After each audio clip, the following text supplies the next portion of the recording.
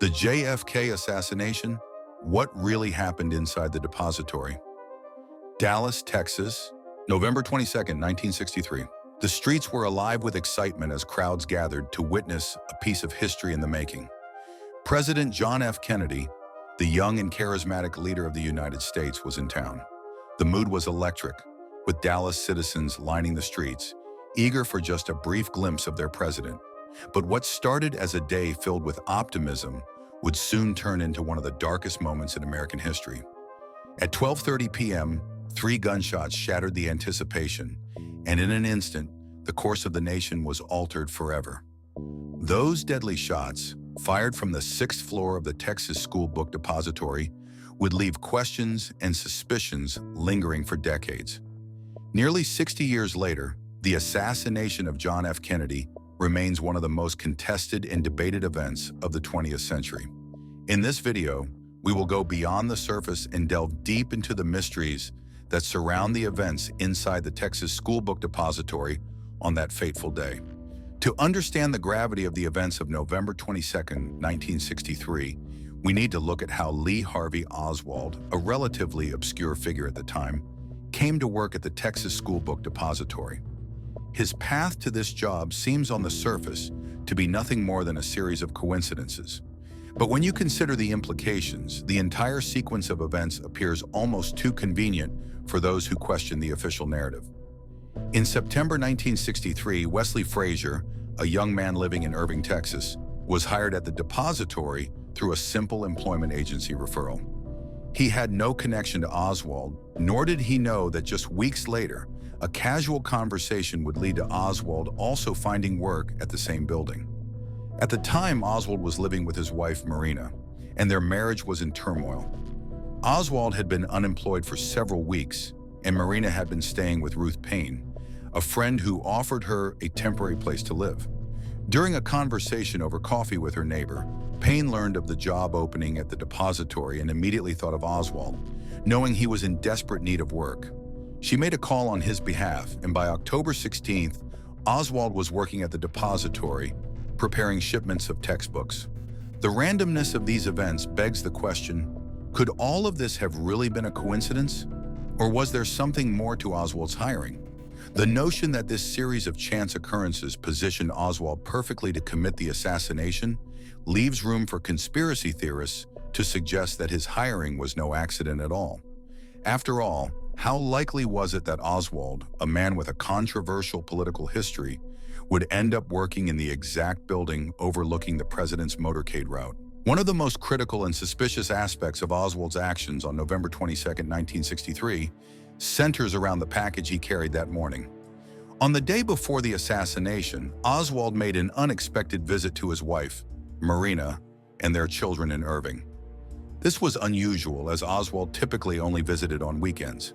His sudden appearance surprised both Marina and Ruth Payne, and his explanation was vague. He claimed he wanted to make amends after a recent argument, but in retrospect, many have wondered whether there was another, more sinister reason for his visit. The next morning, Oswald left the house early, carrying a long, wrapped package. Wesley Frazier, who carpooled with Oswald every week, noticed the package and asked what was inside. Oswald casually replied that the package contained curtain rods for his apartment in Dallas. Frazier thought nothing of it at the time, but later that morning, Oswald's behavior would raise red flags. When they arrived at the Texas School Book Depository, Oswald's demeanor was different. Instead of walking with Frazier into the building as usual, Oswald rushed ahead, leaving Frazier behind. The long package remained in his possession until he entered the building, where its contents became the subject of intense scrutiny. Later that day, after the shots were fired, investigators found a rifle on the 6th floor of the depository. The rifle, an Italian Carcano, was traced back to Oswald. This was a critical piece of evidence, but one question remained unanswered. Was this the same package Oswald had carried that morning? Frazier and his sister, Linnie Randall, who also saw the package, both recalled it being shorter than the disassembled rifle found at the scene.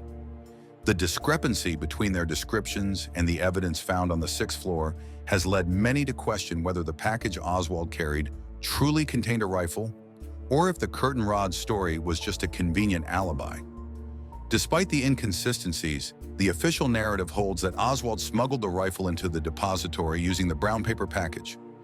In 2024, the debate surrounding the contents of that package remains unresolved, leaving room for continued speculation about Oswald's true intentions. Another crucial detail that shaped the events of November 22nd was the motorcade route itself. Originally, President Kennedy's motorcade wasn't even scheduled to pass by the Texas School Book Depository. The initial route took the motorcade in a completely different direction, but just days before the event, a last-minute decision was made to alter the course. The new route would take the motorcade directly through Dealey Plaza, passing right in front of the depository where Oswald worked. The final decision to change the route was influenced by Governor John Connally, who preferred that the motorcade pass by the Trade Mart, where a luncheon was to be held in Kennedy's honor. The alteration, finalized on November 14, positioned the motorcade in the crosshairs of the sixth-floor window. Without this decision, Oswald may never have had the opportunity to carry out the assassination. But the timing of the route change raises an important question. How much did Oswald know in advance? The motorcade route wasn't made public until just a few days before the event, and even then, the details were only available to those closely following the media. Some believe that Oswald, being politically engaged, would have paid close attention to these reports and quickly recognized the opportunity. Others suggest that someone else, perhaps part of a larger conspiracy, could have tipped him off. The idea that Oswald acted alone in this crime of opportunity is plausible, but the circumstances surrounding the motorcade's route leave room for doubt. By noon on November 22, 1963, Oswald was allegedly stationed on the sixth floor of the Texas School Book Depository. The room was filled with stacks of textbooks, but in one corner, boxes had been arranged in a way that created a concealed vantage point, a spot that would later be dubbed the sniper's nest. From this position, Oswald had a clear line of sight down Elm Street, where the president's motorcade would pass within minutes. The shots fired from the sixth floor were quick, precise, and devastating. 3 shots rang out in rapid succession, with one bullet striking President Kennedy in the head. Chaos erupted in Dealey Plaza as the motorcade sped off, racing to get the president to the hospital. But it was too late. Kennedy was pronounced dead just minutes after arriving at Parkland Hospital. In the aftermath of the assassination, police swarmed the Texas School Book Depository. Within hours, they found a rifle, later identified as an Italian Carcano, along with 3 spent shell casings. Oswald's fingerprints were found on the rifle and the boxes in the sniper's nest, and ballistics tests would later confirm that the bullets recovered from the president's body matched the rifle. All of this evidence pointed to Oswald as the lone gunman, but for many, the idea that Oswald acted alone has never seemed entirely believable. Skeptics point to the difficulty of the shots, arguing that it would have been nearly impossible for Oswald, a former Marine but not an exceptional marksman, to hit a moving target from such a distance with a bolt-action rifle. Additionally, the speed at which the shots were fired has raised questions about whether a second shooter could have been involved. Even as forensic experts have recreated the scene and tested the rifle's capabilities, doubts persist. Could Oswald have truly pulled off such a difficult assassination alone, or was there someone else involved? The Warren Commission, tasked with investigating the assassination, concluded that Oswald acted alone, but conspiracy theories continue to suggest otherwise. The acoustics of Dealey Plaza created one of the most perplexing aspects of the assassination. Where did the shots come from? For those standing in the plaza that day, the sound of gunfire seemed to come from multiple directions. Some witnesses claimed to hear shots from the Texas School Book Depository, while others insisted that the gunfire came from the grassy knoll, a small hill located just west of the depository. This discrepancy in eyewitness accounts has fueled conspiracy theories for decades. How could so many people hear gunfire from different directions? The layout of Dealey Plaza, surrounded by tall buildings, created a soundscape where echoes distorted the origin of the shots, making it nearly impossible for bystanders to determine exactly where they were coming from. In the years since the assassination, numerous acoustic experts have attempted to reconstruct the sound environment of Dealey Plaza. Some have argued that the echoes could explain why so many witnesses heard gunfire from multiple locations, while others suggest that the grassy knoll theory holds more weight than the official narrative allows. Modern technology, including 3D audio modeling, has been used to reanalyze the sound patterns. But even with these advancements, the mystery persists. Did Oswald act alone from the 6th floor? Or was there a second shooter on the grassy knoll? One of the most chilling details of the day was Oswald's calm demeanor immediately after the assassination. Just minutes after the shots rang out, police officer Marion Baker rushed into the Texas School Book Depository, searching for the gunman. Accompanied by the building superintendent, Roy Truly, Baker quickly made his way up the stairs, searching each floor for the shooter. On the 2nd floor, they encountered Oswald in the lunchroom. He was sitting quietly, sipping a Coke, as if completely unaware of the chaos unfolding outside. Baker didn't suspect him of anything and continued his search. This brief encounter has baffled many. How could a man who had just assassinated the President of the United States remain so calm? Was Oswald truly the cold, calculating assassin that history remembers him as, or was there something more to his behavior? Oswald's calmness has led some to believe that he wasn't the shooter at all, that he had no reason to be nervous because he hadn't fired the shots.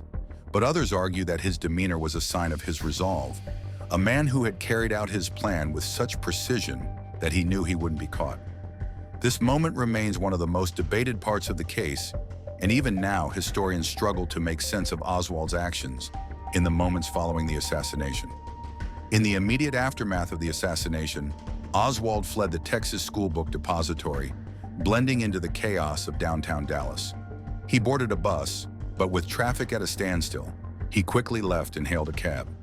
The cab took him back to his rooming house in the Oak Cliff neighborhood, where Oswald changed his clothes and armed himself with a revolver.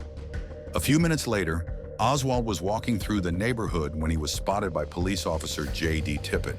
Tippit, who had been alerted to be on the lookout for a suspect matching Oswald's description, stopped him.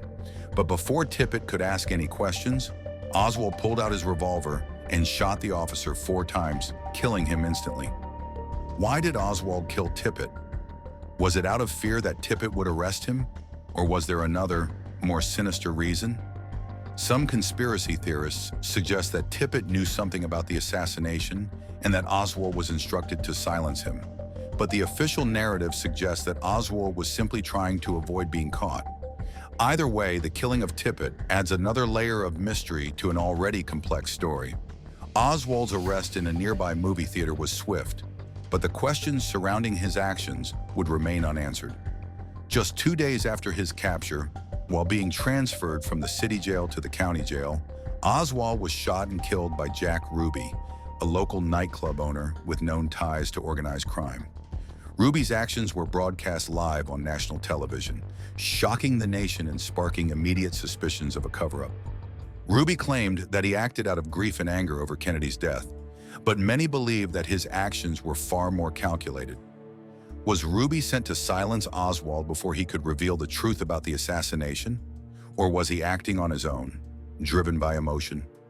Ruby's own death from cancer in 1967, while awaiting a retrial, has only added to the speculation. His connections to organized crime and his access to Oswald in police custody continue to raise questions about whether there was more to his involvement than meets the eye. Now in 2024, nearly 60 years have passed since the assassination of John F. Kennedy, but the questions remain as haunting as ever. Theories abound, some plausible, others outlandish, but the full truth of what happened on that fateful day may never be known. Was Lee Harvey Oswald truly the lone gunman, or was he part of a larger conspiracy involving powerful figures within the government, organized crime, or foreign entities? Despite countless investigations, declassified documents, and technological advancements, the assassination of JFK remains a puzzle without a clear answer. The Texas School Book Depository, now a museum dedicated to the memory of that day, stands as a silent reminder of the moment when the course of history was forever altered. As we continue to explore the evidence and examine new perspectives, the enduring mystery of the Kennedy assassination captivates us. Will we ever know the full story? Or is this a case destined to remain unresolved, locked away in the shadows of history? Thank you for watching.